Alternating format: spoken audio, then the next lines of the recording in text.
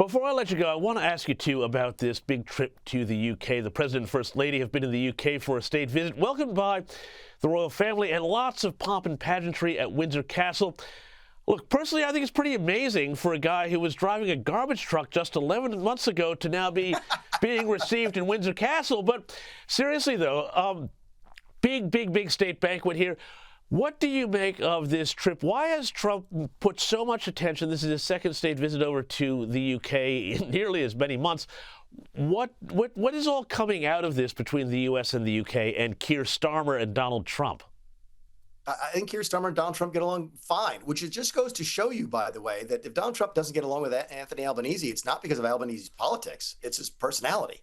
Trump doesn't care about your politics. I mean, he wants to do business with people that he likes, and he likes Kier Starmer.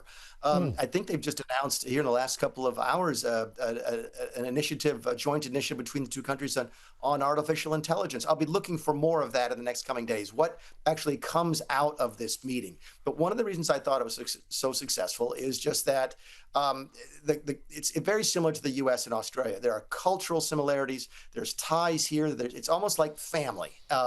And for some reason, the UK has been able to sort of tap into that, and the Albanese government has not, to its own detriment, and that's a shame.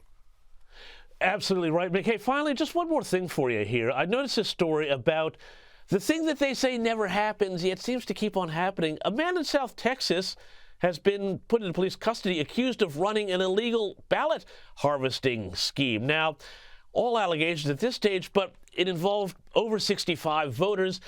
And it runs a bit counter the narrative that all of these sorts of, mail-in ballots and other sorts of ways to vote rather than just going to a polling booth, are all perfectly safe.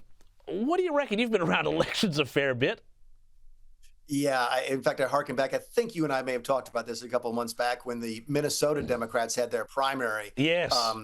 At a convention, and then the next day, the guy that lost claimed there was fraudulent, ballot interference and so forth. So, look, when they know it exists. Yeah. The bottom line is this: it does happen in this country.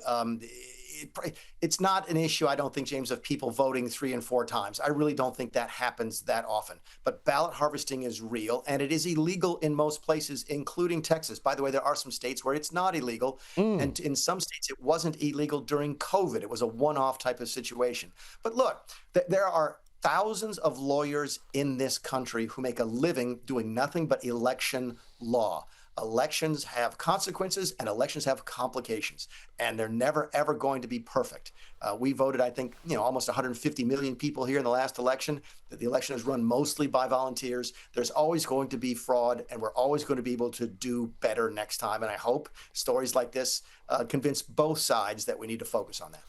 Amen. Mick Mulvaney, thank you so much for your time this week, and we'll see you next time.